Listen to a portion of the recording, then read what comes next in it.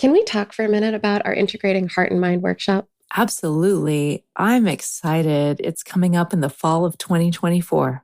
I'm so excited. We changed the format to make it more accessible to people with like work schedules and personal schedules. And so this time we're going to do it 3 hours on a Friday afternoon or evening, depending on where you're at, and 5 hours on Saturday for 2 different weeks in September. Yeah, it's so great. Like if you're finding yourself stuck in like sticky bad patterns or having communication issues or something like that, or if you want to just like get closer and trust yourself or your partner more, this is the workshop for you. Yeah, and individuals are welcome, couples are welcome. If you're interested in really thinking through how to serve yourself well inside of your relationships, then we've built a workshop that will support you in finding the ways that are just right for you. To sign up, head over to our website at whydoesmypartner.com/events. We hope you'll join us. Hi, everybody. Welcome to Why Does My Partner? We want to give you a heads up about this episode. This episode will contain discussions about sex because this week's question is about sex. And we'll be talking explicitly about sex. So if this is not a conversation that you're in the right company for or that you don't want to listen to, go ahead and listen to another episode. All right, let's jump in. Welcome to the Why Doesn't My Partner podcast. I'm Jules. I'm Vickey. And I'm Rebecca. We're your hosts. We're also couples therapists and messy humans bumbling through our own relationships every day. We met through our training and practice of relational life therapy. Between us, we have more than 40 years of experience holding hard relational questions with our clients. We're going to bring those questions here. And together, we're going to take a stab at answering those questions. This podcast is not a substitute for therapy. If something you hear in this episode stirs something deep within you about your relationship, reach out to a couples therapist in your area. We'd also love to hear your questions, so don't forget to go over to whydoesmypartner.com and leave us a question of your own. Here's today's question. Why does my partner always expect sex in the morning? Every morning he's lying there bragging about a massive hard-on. I roll. Why does he lie there expecting me to get it on? I get the testosterone thing, but come on, I'm not a machine.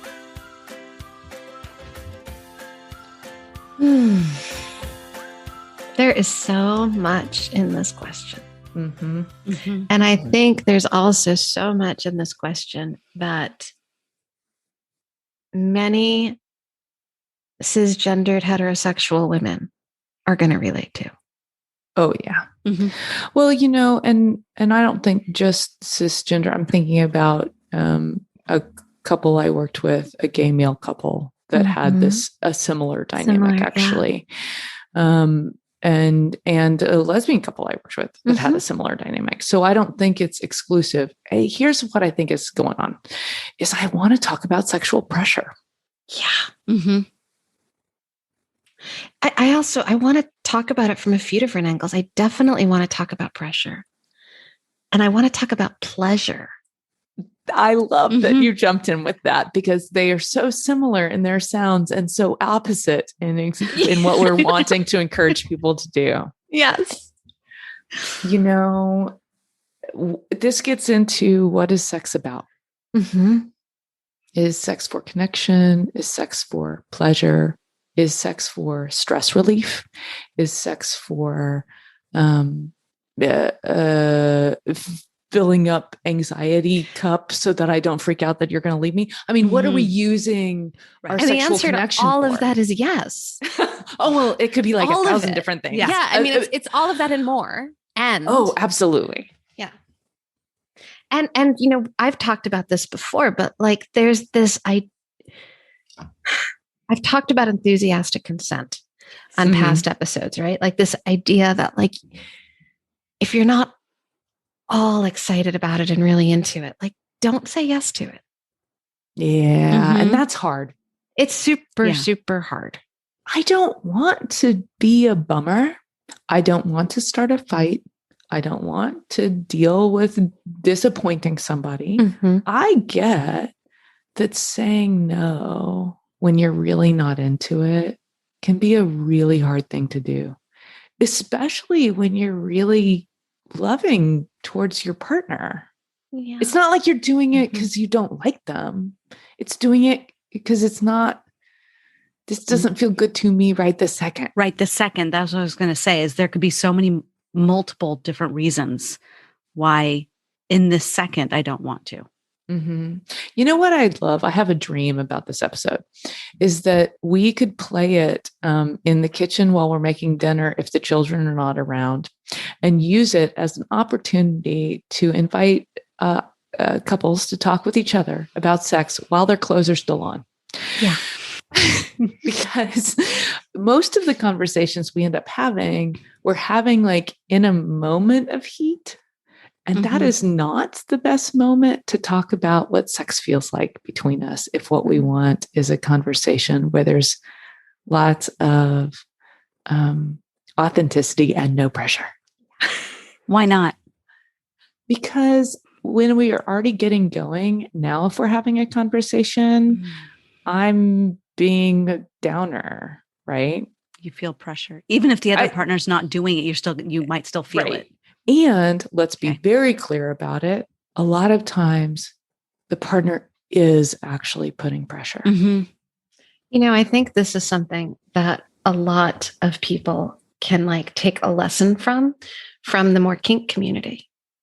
Because in the kink community, there's a lot of conversation that happens around what is okay and what isn't okay, and boundaries and pressure and making agreements and having contracts. And then there's also a lot of pillow talk on the other side of this is what worked. This is what felt good. I liked it when I didn't like this. And doesn't sound as romantic. What's romance? But mind reading is romance. Now, we've had a conversation about mind reading on this podcast before. That's kind of why I brought it in. That's why. Look, totally. No, in my world, like in my dream world, I would love for my partner to read my mind, guess what it is I want, show up exactly that way and only in that way every time, and be the perfect lover. What happens if your mind changes between that other time and the next time? He knows and that guess too. What? Right. And it does totally. And so I think we've been sold a bill of goods. Yeah. Some by Hollywood. Yeah. About what turns each other on. And what an attentive partner is. And what sexiness is. And what romance is. And what romance is, right. Mind reading is not it. Right. Like you were saying, Rebecca, the open conversations. Yeah. Those are healthy and a good thing. And it just doesn't seem like it. I can't think of the right verbiage around that. You know what else?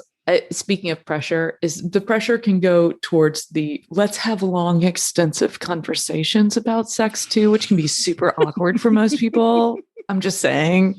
So I'm thinking about it kind of like sex education for my kiddo. Like one of the things I think about when I think about talking to her about sex is that it's a normal part of our world.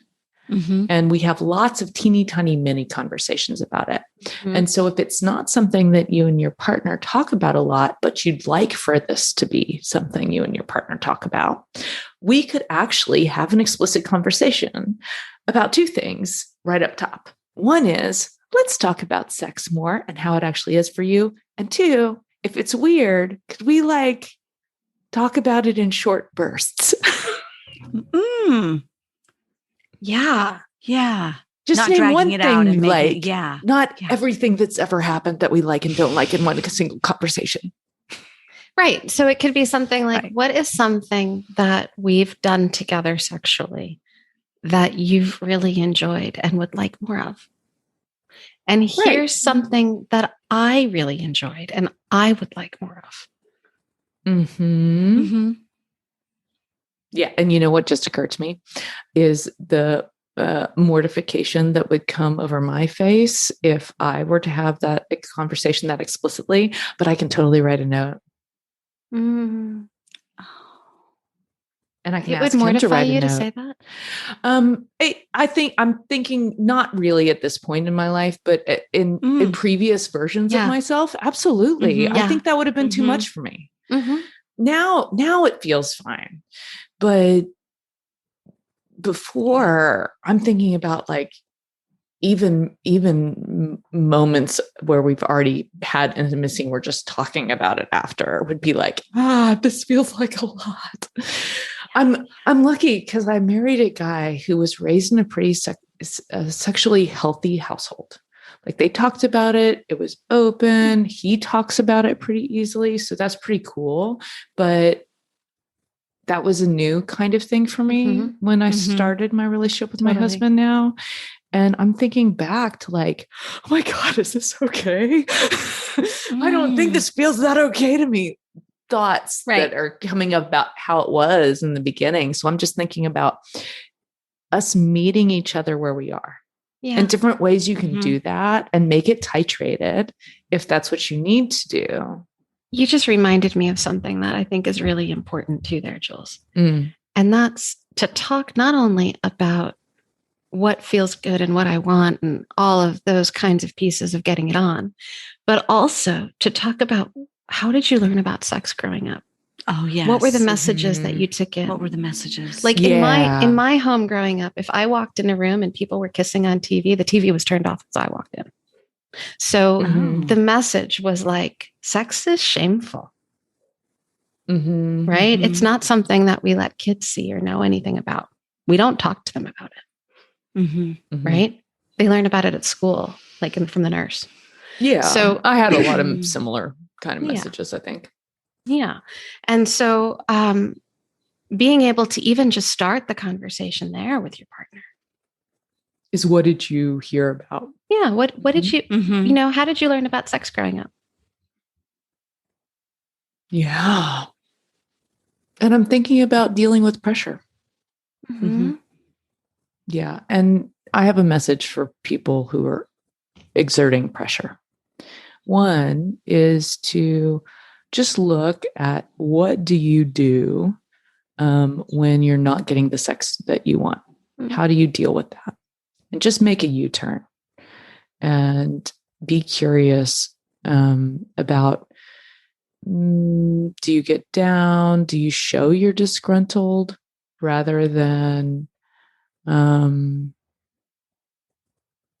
saying something about it?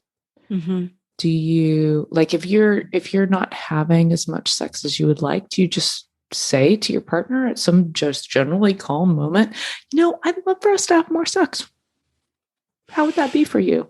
Or are you showing it by, sometimes people pout or get irritable with each other.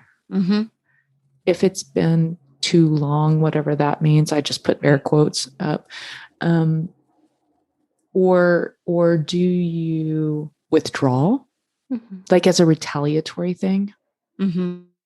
So just think about, or do you make innuendos, send innuendo texts, be really sexual in a way your partner keeps telling you feels bad to them, but you keep doing it anyway? Or touching them in ways they've asked you not to. And so what I'm hearing in all of this is it's very, are you being, if you're putting pressure on your partner, are you being rather self-focused rather than turning and looking at your partner and going, how is this landing on them? How is this affecting them? Right. And I have a message for people who are in the category of putting pressure on, is that, I can't say universally for everybody, but often that is a super unsexy move. So if more sex is what you want, that is not the way to get it. Pressure doesn't turn on the partner. Pressure creates more distance. I'm thinking about the eye roll in the question, right? And it sounds like, no, it's a turnoff. And I don't think that's weird. I think that's pretty common. I think it's really common. And I think too, if you are in a situation where you're feeling pressured, it may be that your partner does not realize that. And so maybe we have to have a really hard conversation. A conversation that sounds a little bit like,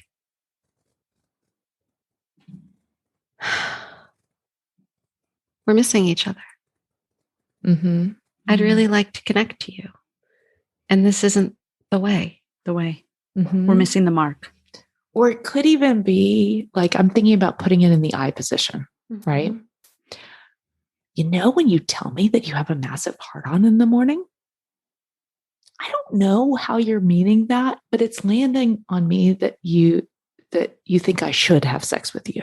And that's feeling like pressure. Am I getting that right? I like what you did with that. Yeah. It was a good way to open a dialogue. Right. Well, I'm naming the behavior, right? Right. So I'm naming, this is what I'm experiencing from you. Here's how it's landing for me. I am curious about what your intention is. And you said it with such a playful tone. Well, part of it, which I'm not sure was on purpose. Oh, no, it is. Oh, totally. I am Well, I think of sex as a play, as playfulness. It's like playfulness with your clothes off. And so if we can't be fun and playful as we're talking about it, we're not always matching what the energy is that we're going to be wanting to bring in, right, to that romantic space. And so when I'm talking about sex, I want to be talking about it with playfulness, and I want to be talking about it with curiosity, and I want to be talking about it with, here's what turns me on, which is often like crazy to think about. Can I give a book plug for anyone who either owns a vagina or would like to have sex with someone who owns one? Is that cool? It's totally cool. Are you going to talk about Come As You Are? I am. You got it. It's Emily Nagoski's book, guys. And Come As You Are is just a brilliant way to talk about sex and to talk about how normal we are and to talk about how sex really works and the neuroscience of sex and the brakes and the accelerator. Book. And there's a new version of it out. So if you're going to pick it up, pick up the latest edition. I didn't even know she has a new edition. She has a new edition. That's exciting. She ramped up some more stuff. It's so good. And I'll just give a little plug that I interviewed her on the Connectfulness Practice podcast. So oh my gosh, there's an episode there too. You should link to it in the show notes. Let's do that. Yes. Yeah. So I'm just thinking about like, how are we opening these conversations? Yeah. Right. And turning this, instead of a talk about how we're disappointed, into a talk about, here's, babe, that one is not a turn on for me. The rolling to me in the morning with the heart on thing. Let me tell you how to turn me on. I have a better way. What also comes up for me is that sometimes the time of day is an important piece, right? And that's a big piece in here because there's like the biological part of like, this partner is waking up with a heart on. He's waking up with an erection. And part of that may just be biological. And it's not necessarily, hey, babe, I really want to connect to you in this way. Right. And so I'm hearing that also coming into this question and thinking, oh, like maybe part of this is also letting your partner know, I really feel sexier at 4:00 in the afternoon or 7:00 at night or whatever that time is. If morning isn't the time for you, then let that be known. And it doesn't have to. Yeah, go ahead. No, I was just thinking about frequency conversations too.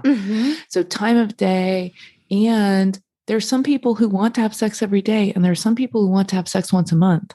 And if you're in a partnership where that desire has a big discrepancy, I think it's worth having a conversation about that and talking about how are we going to navigate that difference together where we both feel respected and appreciated and have some needs met, knowing we won't get them all met. And I just want to really highlight that is a huge piece. In order to kind of move away from the pressure and into the pleasure, we both need to feel respected. We both need to kind of have that space held for both of us. Otherwise, we're living in a space where the pressure is the reason that we're connecting. That's not intimacy. That's power over. Right.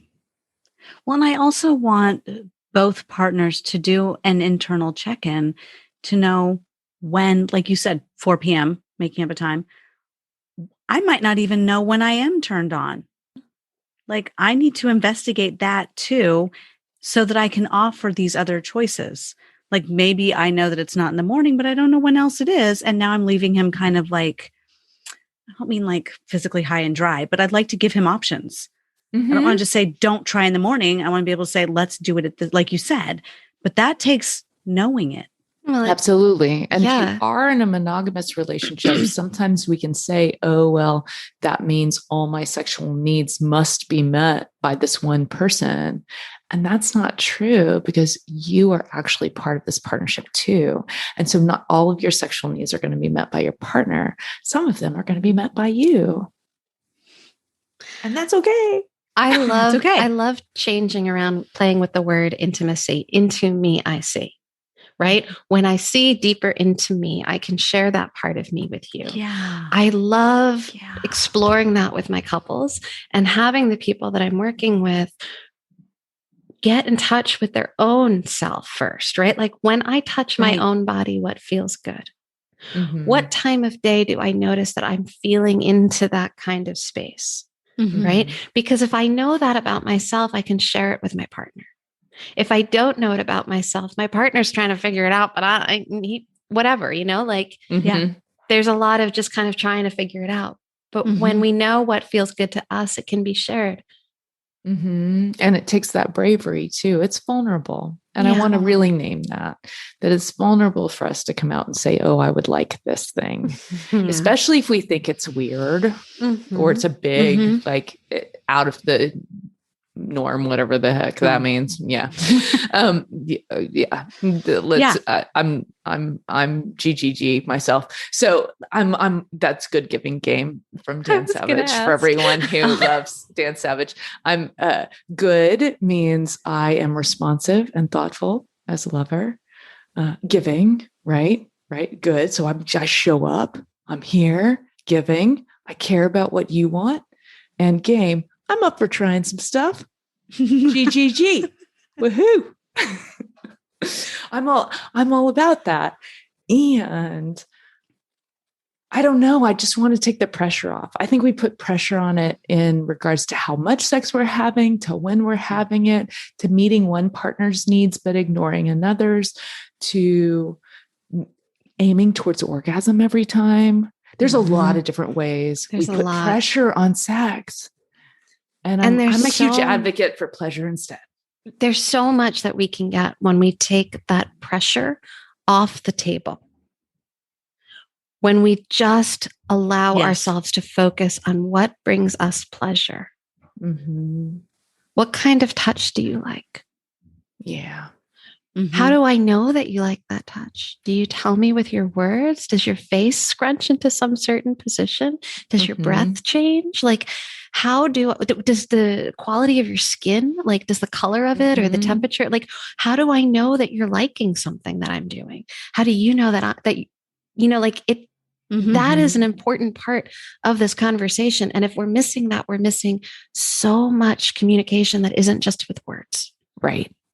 Absolutely. And how do we stay open and aware to this truth about just the nature of humans is that we change, and that what I liked yesterday and what I like today might be different. I am so sorry. I'm so confusing. And how my body worked when I was 16, 17, 18 years old and learning about sex. And how my body is super different than how I am at 40 and how I will be at 70. Right. And I still get to be a sexual being through all of that time in my life. Yeah. And if we're only talking about sex as orgasms or only talking about sex as penetration, we miss so much. We are taking a huge menu of really lovely sexual connection off the table. So what we're saying is, if you're feeling pressure and it's safe to do so, speak up. If you're feeling pressure and it's not safe to do so, maybe that's a big U-turn moment about, is this relationship an okay relationship for you? Mm-hmm. If you are a person who maybe gets a message from your partner that you are exerting pressure, we invite you to look at how that might be showing up. And then use your words and use all the other forms of communication to have playfulness and openness and curiosity about pleasure, not pressure. Yes. Love Is this a good wrap up? I think it's a great place to wrap up. That's it. Okay. All right, y'all. Love each other best you can. Bye-bye. Take care. That wraps up this week's episode. Join us again next week for another Why Does My Partner? We hope that you continue to listen wherever you get your audio and that you'll follow the show. To go deeper, join us at our boot camp. You'll find the next date at whydoesmypartner.com. Did you know you could ask us your question? Your questions are relational gold. Go to whydoesmypartner.com to either write in or record your question for a future episode.